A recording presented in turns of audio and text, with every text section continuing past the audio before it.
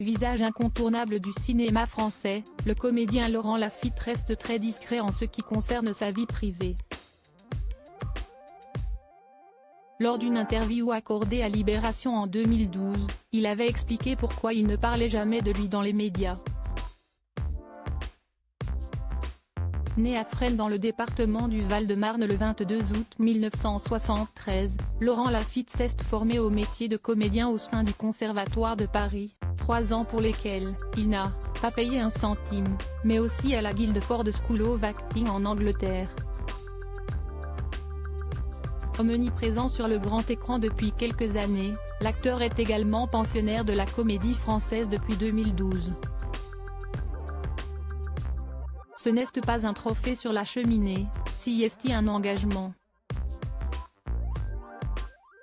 Non seulement la Comédie Française devient mon employeur principal mais j'intègre une troupe, et il faut que je me fasse ma place. Je repars à zéro, avait-il indiqué lors d'une interview accordée à Libération en 2012. Alors que Laurent Lafitte fête en ce mardi 22 août 2023 son 50e anniversaire, le comédien s'est toujours montré extrêmement discret en ce qui concerne sa vie privée. Toutefois, certaines rumeurs affirmant qu'il était homosexuel ont vu le jour en raison du personnage de Claude le Fistfucker, qu'il incarnait dans son one-man show au théâtre.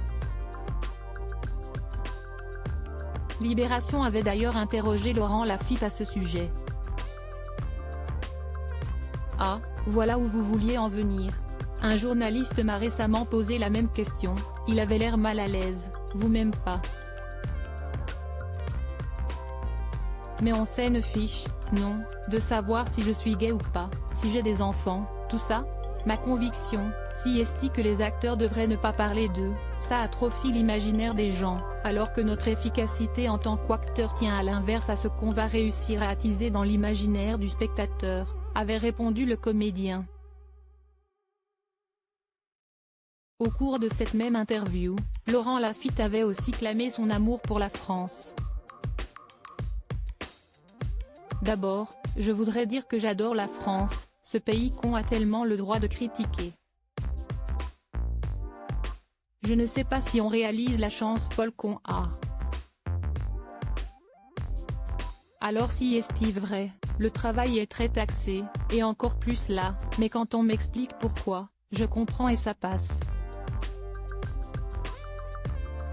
Cela dit, est-ce le travail qui devrait être le plus taxé? Pourquoi pas les plus-values? Ou une TVA proportionnelle aux revenus? Idem de la sécurité sociale, pourquoi ne pas imaginer un remboursement proportionnel aux revenus? En tout cas, ce qui est sûr, si est que même si je gagnais autant d'argent que Depardieu, je ne partirais pas.